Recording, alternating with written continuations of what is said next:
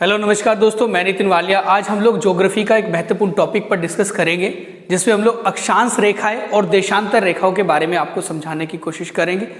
Latitude lines and longitude lines क्या होती हैं? पृथ्वी पर ये एक काल्पनिक रेखाएं हैं या एक ग्लोब पर काल्पनिक रेखा है, इस प्रकार से भी क्वेश्चन आ जाता है। तो पृथ्वी के ऊपर कोई भी इस प्रकार की रेखाएं नहीं है, ये सिर्फ एक ग्लोब पर, ग्लोब मतलब एक हमारा जो भी आर्टिफिशियल ग्लोब मतलब पृथ्वी का रूप धारण करके बनाया गया है, एक ग्लोब बनाया गया है, उस ग्लोब पर खींची गई एक काल्पनिक रेखाएं होती हैं। अब इनका कार्य अलग अलग होता है, अक्षांश रेखाओं का कार्य अलग है, देशांतर रेखाओं का कार्य अलग है।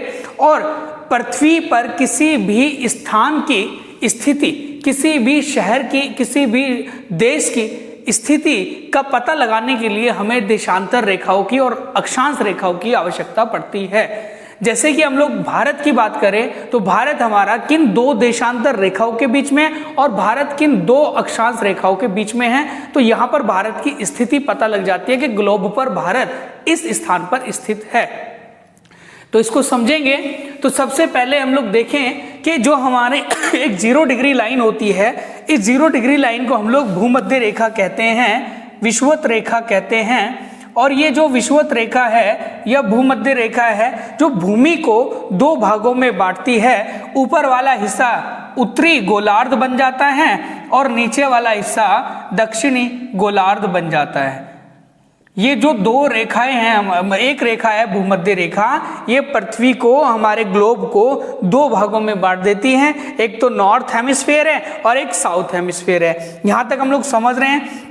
इसी प्रकार से यहाँ पर एक बीच में जो लाइन खींची जाती है, जिसे हम लोग 0 डिग्री मध्यांतर रेखा कहते हैं या फिर हम लोग 0 डिग्री देशांतर रेखा कहते हैं। इस 0 डिग्री देशांतर रेखा से इस दिशा में पूर्व पड़ता है और इस दिशा में पश्चिम पड़ता है। ये भी हम लोगों को पता होना चाहिए कि पश्चिम, हमारे पश्चिमी देश कौन से हैं, जो यूरोप वाले कुछ कंट्री हैं, और यह हमारे अमेरिका वाली जो कंट्रीज हैं वो सारी की सारी हमारी पश्चिमी देशों में आती हैं। और पूर्वी देशों में हमारे क्या रहते हैं, वो रहेंगे हमारे जो इंडिया है, भारत है, वो पूर्वी दिशा में। अब यहाँ हम लोग देखेंगे भूमध्य रेखा से हम लोग ऊपर की ओर जाते हैं तो उत्तरी गोलार्ध है, और इस 0 डिग्री लाइन से मध्यांतर रेखा से हम लोग देखेंगे नीचे जो इस दिशा में, वो पूर्वी दिशा में।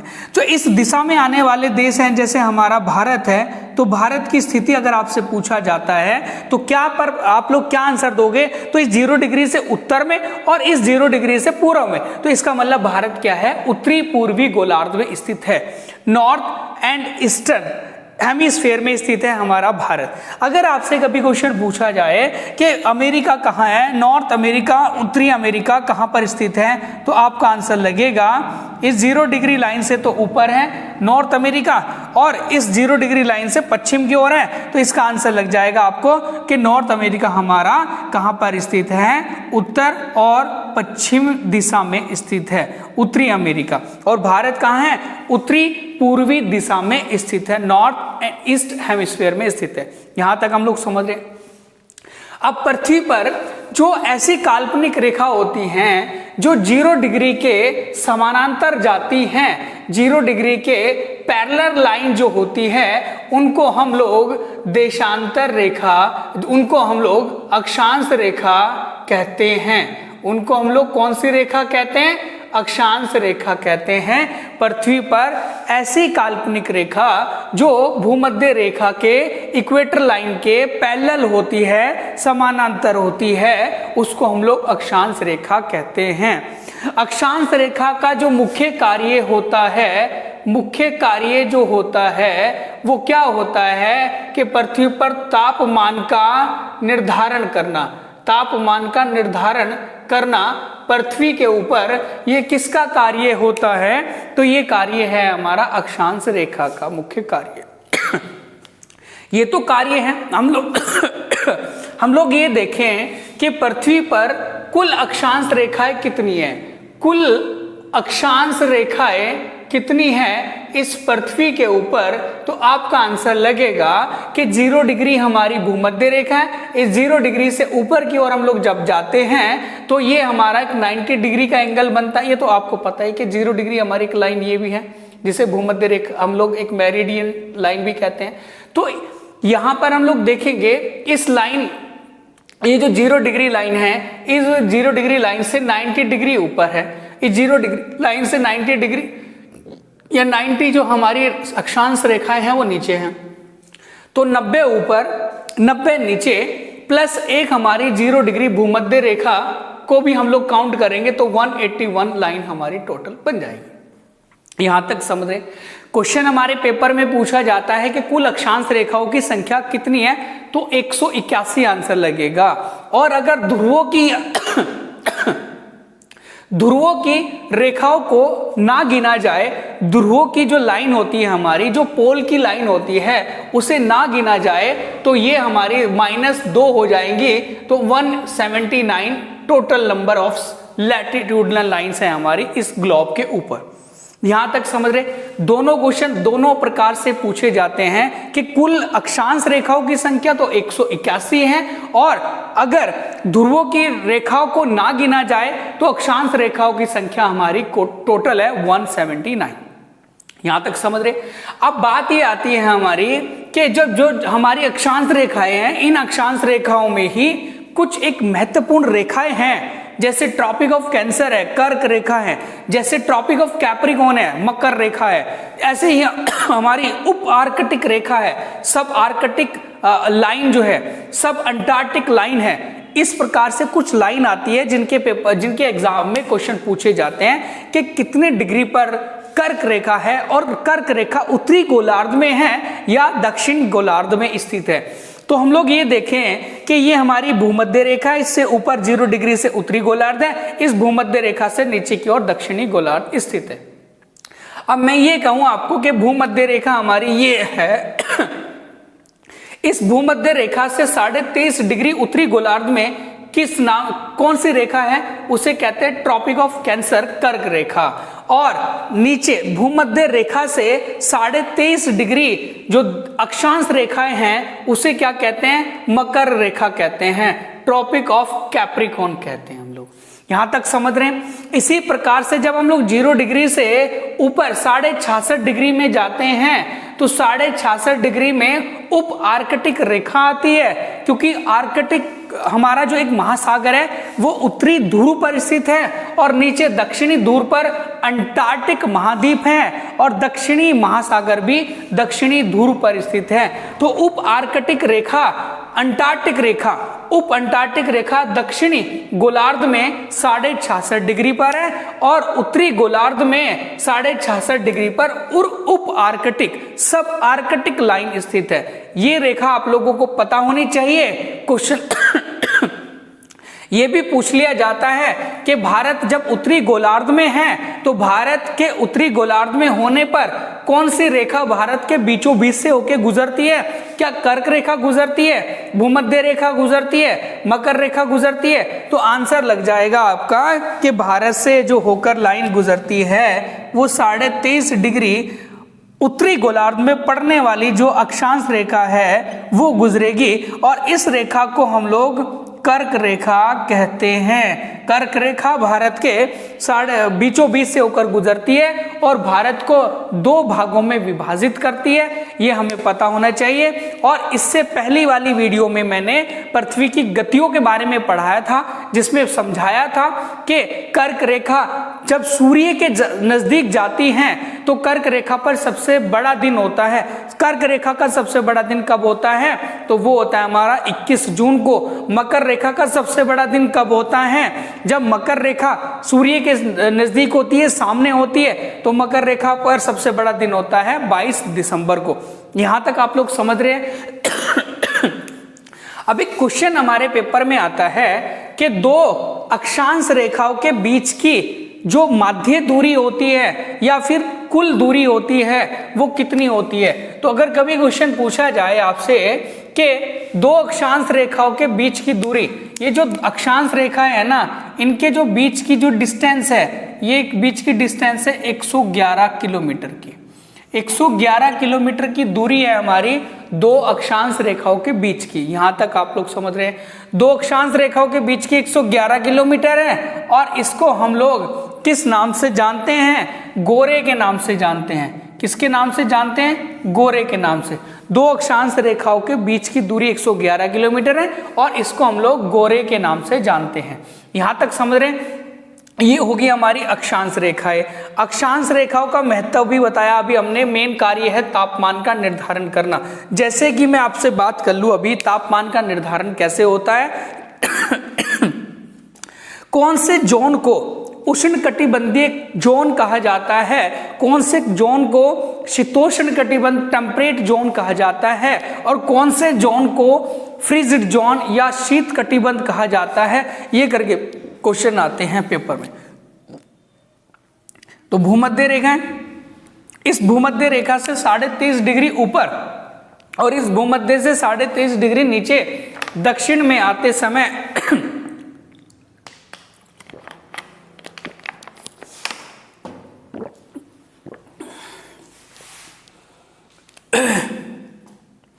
ये 0 डिग्री लाइन है। यहां से अगर मैं इसको डॉट डॉट कर दूं पूरे क्षेत्र को हो जो 0 डिग्री से 23.5 डिग्री है और 0 डिग्री से 23.5 डिग्री नीचे की ओर है, इसको मैंने कर दिया डॉट डॉट। ठीक है, इसको कर दिया डॉट डॉट। अब इस वाले पूरे क्षेत्र को हमने किस नाम से जाना? इसे कहा हमने उष्ण कटिबंध क्षेत्र, उष्ण कटिबंध क्षेत्र। तो जो 0 डिग्री से 23.5 डिग्री उत्तर तक और 23.5 डिग्री नीचे दक्षिण तक का पूरा जोन जो है वो क्या कहलाता है? उष्ण कटिबंधीय क्षेत्र कहलाता है, जिसमें अधिकतर गर्मी का प्रभाव देखने को हमें प्राप्त होता है या मिलता है। और भारत भी उष्ण कटिबंधीय के अंदर आता है आधा हिस्सा, मतलब कर्क रेखा से नीचे वाला जो हिस्सा है भारत का वो सारा का सारा उष्ण कटिबंधीय क्षेत्र का हिस्सा है। नंबर नेक्स्ट, कर्क रेखा से 66.5 डिग्री ऊपर ये वाला जो एरिया है इसको मैं इस तरीके से अंडरलाइन करूं, नीचे भी 23.5 डिग्री से 66.5 डिग्री के बीच को मैंने इस तरीके से अंडरलाइन किया। तो ये वाला जो मेरा क्षेत्र है ये कहलाता है शीतोष्ण कटिबंध। शीतोष्ण कटिबंध, शीतोष्ण कटिबंध। ये नीचे वाला हिस्सा भी शीतोष्ण कटिबंध कहलाता है। अब ये क्यों कहलाता है शीतोष्ण कटिबंध? क्योंकि कभी तो ये हिस्सा सूर्य के सामने चला जाता है और जब ये सूर्य के सामने जाएगा ऊपर वाला हिस्सा, जब पृथ्वी 23.5 डिग्री के झुकाव पर है तो ये हमारे यहाँ पर गर्मी होगी और इस हिस्से ये हिस्सा जो होता है वो सूर्य से पीछे की ओर हट जाएगा, ऐसे करके 23.5 डिग्री के झुकाव पर हो जाएगा। तो नीचे वाला हिस्सा सूर्य से दूरी पर हो गया और जब ये सूर्य से दूरी पर होगा यहाँ पर गर्मी सर्दी होनी शुरू हो जाएगी। और जिस समय ये हिस्सा सूर्य के नजदीक पहुंचता है तो इसमें गर्मी हो जाती है और इसमें ठंड हो जाती है। तो वो वाला हिस्सा पृथ्वी का वो भाग, वो भूभाग जो सूर्य की विकिरणों की वजह से, सूर्य से दूरी की वजह से कभी तो ठंडा हो जाता है और कभी गर्म हो जाता है, उसे कहते हैं शीतोष्ण कटिबंध। मतलब शीत प्लस उष्ण, गर्मी भी है और शीत भी है, तो उस क्षेत्र को कहते हैं शीतोष्ण कटिबंध। यहां तक समझ रहे हैं आप लोग बात को। अब बात यह है हमारी आगे कि जहां पर बिल्कुल बर्फ पड़ती है और जो ध्रुव ऐसे घूमे हुए हैं पृथ्वी के, जहां पर हमारी पूरी की पूरी ठंड पड़ती है, तो वो वाला हिस्सा हमारा क्या कहलाता है? इस वाले हिस्से को मैं जिगजैग तरीके से डिनोट कर दूं, ये वाला हिस्सा, ये वाला हिस्सा, ये जो हिस्सा है हमारा, ये क्या कहलाता है हमारा? ये कहलाता है शीत कटिबंध। शीत कटिबंध इसे कहते हैं फ्रीजिड जोन। और ये वाला हिस्सा भी हमारा क्या कहलाएगा? शीत कटिबंध कहलाएगा, मतलब फ्रीजिड जोन कहलाएगा। जहां पर ठंड होती है, जहां पर सर्दी ज्यादा पड़ती है, उस क्षेत्र को शीत कटिबंध कहते हैं। और ये वाला ऊपर भी बर्फ जमी हुई है और नीचे हमारे अंटार्कटिका वाले हिस्से में भी बर्फ जमी हुई है। तो यहाँ पर कर्क रेखा, मकर रेखा, आर्कटिक रेखा, ये सारी की सारी अक्षांश रेखा ही होती हैं। यहां तक समझ रहे। अब बात आती है देशांतर रेखाओं की, और देशांतर रेखाओं में ही एक ऐसी मुख्य रेखा है जिसको पार करने पर एक दिन का अंतर होता है और वो रेखा होती है अंतरराष्ट्रीय तिथि रेखा, इंटरनेशनल डेट ऑफ लाइन। ठीक है, तो यहां पर हम लोग समझने की कोशिश करेंगे देशांतर रेखाओं के बारे में। तो देशांतर रेखा कि कौन सी रेखा होती है, देखो पृथ्वी पर खींची गई इस प्रकार की जो रेखा होती है तो देशांतर रेखा कहलाती है ना। पृथ्वी पर नहीं, ग्लोब पर तो ग्लोब पर खींची गई इस प्रकार की काल्पनिक रेखा को जो उत्तरी ध्रुव से दक्षिण ध्रुव पर आती है उनको हम लोग क्या कहते हैं, देशांतर रेखाएं कहते हैं। ठीक है जी। अब ये जो देशांतर रेखाएं हैं इनके जो बीच की एवरेज डिस्टेंस है, इनके जो बीच की औसत दूरी है तो वो कितनी होती है, 111.32 किलोमीटर की होती है। 111.32 किलोमीटर की दूरी होती है दो देशांतर रेखाओं के बीच की। अब दो देशांतर रेखाओं के बीच की दूरी तो हमने लिख ली गई है। अब क्वेश्चन ये आ जाता है कि दो देशांतर रेखाओं के बीच की दूरी को जोन कहते हैं। क्या कहते हैं, जोन कहते हैं। ठीक है जी। तो हम लोग ये ध्यान रखेंगे दो देशांतर रेखाओं के बीच की दूरी को क्या कहते हैं, जोन कहते हैं। और दो देशांतर रेखाओं के बीच की दूरी की हमारी कितनी होती है, 111.32 किलोमीटर होती है। इनका मुख्य कार्य क्या होता है, मुख्य कार्य क्या होता है कि पृथ्वी पर या ग्लोब पर समय का मापन करना। किसका करना, समय का मापन करना। समय का मापन करना ये मेन कार्य होता है, मुख्य कार्य होता है पृथ्वी पर किन रेखाओं का, तो वो देशांतर रेखाओं का कार्य होता है। ये हमने पता होना चाहिए। और क्वेश्चन पूछा जाता है एग्जाम में कि दो देशांतर रेखाओं के बीच की दूरी सर्वाधिक कहां पर होती है। अगर मैं आपको ये कहूं कि ये हमारी 0 डिग्री भूमध्य रेखा है, इस 0 डिग्री भूमध्य रेखा पर ही दो देशांतर रेखाओं के बीच की अधिकतम दूरी होती है, तो हम लोग ये कहते हैं कि भूमध्य रेखा के पास दो देशांतर रेखाओं लॉन्गिट्यूडिनल लाइंस के बीच की जो दूरी होती है, के बीच की दूरी जो होती है वो सर्वाधिक होती है, सबसे ज्यादा होती है। दो देशांतर रेखाओं के बीच की सबसे ज्यादा दूरी भूमध्य रेखा के पास में होती है और दो देशांतर रेखाओं के बीच की जो निम्नतम दूरी होती है, शून्य दूरी होती है, वो कहां पर होती है, ध्रुव पर होती है, पोल पर होती है। जब दो देशांतर रेखा आपस में चिपक जाती हैं। और यहां पर ये ज्यादा दूरी क्यों है, क्योंकि पृथ्वी का जो आकार है वो ऊपर से नीचे की ओर चपटा हुआ है और यहां से बाहर की ओर उभरा हुआ है। और जब ये उभरेगा तो ये वाली रेखा भी इस प्रकार से उभर जाएंगी, थोड़ी सी ऊपर की ओर उठी हुई गोलाकार दिखाई देंगी। ये चीज आपको पता होनी चाहिए कि मुख्य कार्य पृथ्वी पर समय का मापन करना होता है देशांतर रेखाओं का, और इनके बीच की दूरी इतनी होती है और भूमध्य रेखा के पास दो देशांतर रेखाओं की दूरी सर्वाधिक होती है। यहां तक समझ रहे आप लोग। अब एक क्वेश्चन हमारे पेपर में आता है कि देशांतर रेखाओं की कुल संख्या कितनी होती है, देशांतर रेखाओं की कुल संख्या कितनी होती है। भाई मैं बात करूं आपसे कि हमारा 0 डिग्री ये है, 0 डिग्री से 180 डिग्री इधर है और 0 डिग्री से 180 डिग्री इधर है।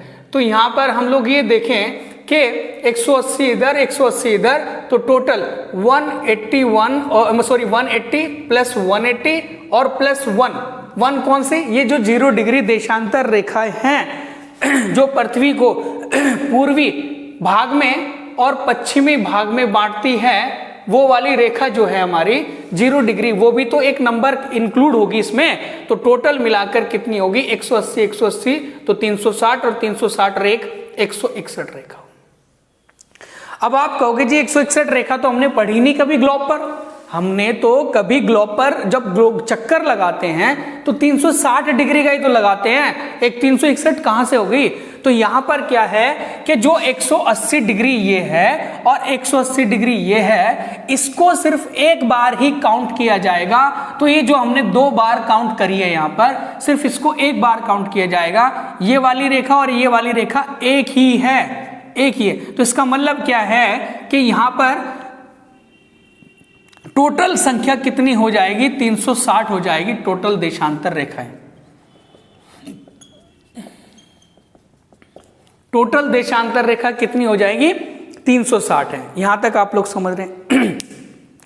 अब क्वेश्चन हमारे पेपर में ये है कि ये जो देशांतर रेखा होती हैं इनका निर्धारण, मतलब ये कैसे कार्य करती है। जैसे मैंने कहा पृथ्वी जो है हमारी, मैं एक एग्जांपल दूं आपको। ये मेरे पास बोतल है, ये गोलाकार है, इस पर मैंने लाइन खींची इस प्रकार से, इस पर मैंने लाइन खींची इस प्रकार से, ये देशांतर रेखा है। और जब ये पृथ्वी पश्चिम से पूर्व की ओर घूम रही है, पश्चिम से पूर्व की ओर घूमती है, तो एक एक देशांतर पर सूरज की किरणें डायरेक्ट पड़ रही हैं। और फिर एक देशांतर रेखा से दूसरी देशांतर रेखा पर जब किरण पड़ेगी, तो एक देशांतर रेखा से दूसरी देशांतर रेखा पर पड़ने वाली जब किरण होती है, तो उसको उसमें पृथ्वी को घूमने में 4 मिनट का समय लगता है। पृथ्वी को घूमने में 4 मिनट का समय लगता है। तो मैं ये कहूं आपको कि पृथ्वी जब पश्चिम से पूर्व की ओर घूम रही है और सूरज की किरणें जब एक रेखा से दूसरी रेखा पर पड़ती है, तो इसका मतलब यह है कि पृथ्वी को एक देशांतर रेखा चलने में लगा समय 4 मिनट होता है। कितने मिनट? 4 मिनट होता है। अब पृथ्वी को एक देशांतर रेखा को चलने में 4 मिनट का समय लग रहा है, और टोटल रेखाएं कितनी है? 360 है। और पूरी पृथ्वी को घूमने में कितना समय लगेगा? 360 डिग्री को 4 से मल्टीप्लाई किया तो 1440 मिनट आया, और 1440 मिनट को घंटे में चेंज करेंगे तो यहां पर आ गया 24 घंटे। तो 1 डिग्री को चलने में 4 मिनट का समय लग रहा है, और 360 डिग्री को घूमने में पृथ्वी को 1440 मिनट का समय लग रहा है, और इसे 60 से हमने डिवाइड कर दिया तो पृथ्वी को पूरा घूमने में 24 घंटे का समय लगता है। यहां तक समझ रहे? जब 1 डिग्री को घूमने में 4 मिनट लगती है, तो 15 डिग्री को घूमने में कितनी मिनट लगेगी? 60 मिनट लगेगी। और 60 मिनट का ही 1 घंटा होता है। 60 मिनट का ही 1 घंटा होता है। ये भी हमने ध्यान रखना है कि पृथ्वी को घूमने में 1 डिग्री 4 मिनट का समय लगता है, तो 15 डिग्री को घूमने में 60 मिनट 1 घंटे का समय लगेगा। और वही ग्राफ मैंने यहां पर दर्शाया है, वही ग्राफ मैंने यहां दर्शाया है कि ये जो 0 डिग्री, मैंने इस ग्लोब को ऐसे खोल दिया। जो हम लोग मार्केट से मैप लेते हैं, हम लोग जब मार्केट से कोई नक्शा लेते हैं, वर्ल्ड मैप है या फिर जो हमारा इंडिया का मैप है, तो उसमें कुछ हमें ये वाली रेखा इस प्रकार से दिखती है खुली हुई कि 0 डिग्री पर 12 बजे हुए हैं, 15 डिग्री पर हमारा 13 बजे हुए हैं, 14 डिग्री पर हमारा मतलब 30 डिग्री पर हमारा 13 बजे हुए हैं, 45 डिग्री पर 14 बजे हुए हैं।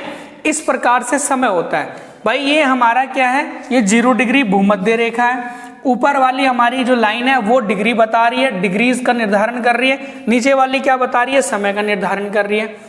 अब मैं आपको एक एग्जांपल दूं कि भारत का मानक समय, क्वेश्चन पूछा जाता है कि विश्व का मानक समय, विश्व का मानक समय लंदन के ग्रीनविच से लिया गया है। ग्रीनविच से लिया गया। ग्रीनविच एक जगह है लंदन के अंदर, वहां से समय लिया गया है, मानक समय लंदन से, जो 0 डिग्री देशांतर पर स्थित है, जो 0 डिग्री देशांतर पर स्थित है। तो 0 डिग्री देशांतर पर स्थित, मैंने कहा कि लंदन है हमारा यहाँ पर और इंग्लैंड यहाँ पर है, ये ग्रीनविच यहाँ है। इस 0 डिग्री से ही हमारा विश्व का मानक समय लिया गया है, जिसे हम लोग ग्रीनविच मीन टाइम कहते हैं, जिसे हम लोग ग्रीनविच मीन टाइम कहते हैं, GMT कहते हैं। और भारत का मानक समय भारत का मानक समय जो लिया गया है, तो अगर मैं देखूं कि ये हमारा इंडिया है और इस इंडिया में अगर हम बनाएं अपना छोटा सा इंडिया,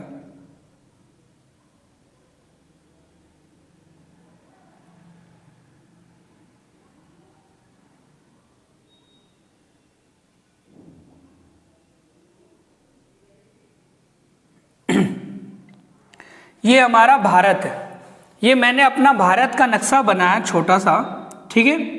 इस भारत के मैप में हम लोग ये देखेंगे कि भारत की मानक समय रेखा कहाँ से ली गई है। तो ये है हमारा 15 डिग्री, फिर 30 डिग्री, 45 डिग्री, 60 डिग्री, 75 डिग्री। इसके बीच में आता है हमारा ये 82.5 डिग्री, कितना 82.5 डिग्री लॉन्गिट्यूड लाइन। ये लाइन ऐसे आती है और ये लाइन हमारे ऐसे करके यहाँ चली जाती है, ठीक है। अब ये जो हमारी भारत के जो मानक समय रेखा है वो 82.5 डिग्री से है। भारत की मानक समय रेखा इंडियन स्टैंडर्ड टाइम 82.5 डिग्री पूर्वी देशांतर। भाई मैंने आपको पहले ही कहा कि इस 0 डिग्री से इस दिशा में पूर्वी देशांतर है, इस 0 डिग्री से इस दिशा में पश्चिमी देशांतर है। तो भारत की मानक समय रेखा 82.5 डिग्री पूर्वी देशांतर से ली गई है, पूर्वी देशांतर से लिया गया भारत का मानक समय। अब ये जो 82.5 डिग्री पूर्वी देशांतर से लिया गया है, जो इलाहाबाद मतलब प्रयागराज के नैनी में स्थित है इसका हेडक्वार्टर। नैनी में स्थित है इसका हेडक्वार्टर, प्रयागराज के नैनी में। हम लोग ये देखते हैं कि भारत का जो एक मानक समय रेखा का बिंदु है, जो केंद्र है, वो इलाहाबाद के नैनी पर स्थित है, ठीक है। और ये कितने राज्यों से होकर गुजरता है? 5 राज्यों से होकर भारत की मानक समय रेखा गुजरती है, 5 राज्यों से होकर। अब ये तो आप लोग समझ गए होंगे। अब मैं ये कह रहा हूं, देखो यहां पर 0 डिग्री पर 12 बजे हैं, 15 डिग्री पर 13 बजे हुए हैं, 30 डिग्री पर 14 बजे हुए हैं, 45 डिग्री पर 15 बजे हुए हैं, 60 डिग्री पर 16 बजे हुए हैं, 75 डिग्री पर 17 बजे हुए हैं और 90 डिग्री पर 18 बजे हैं। लेकिन भारत का मानक समय बिल्कुल 75 और 90 के बीच में है, तो इसका मतलब 17 और 18 के बीच में है। तो भारत का मानक समय यहां पर ये देखो, 17 को हम लोग कहते हैं 5 और 18 को कहते हैं 6, लेकिन 17 और 18 के बीच में 5.5 घंटे हैं, ठीक है। तो हम लोग ये कहते हैं कि भारत का मानक समय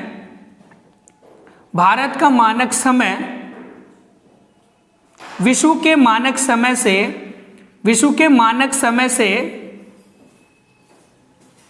5.5 घंटे आगे है।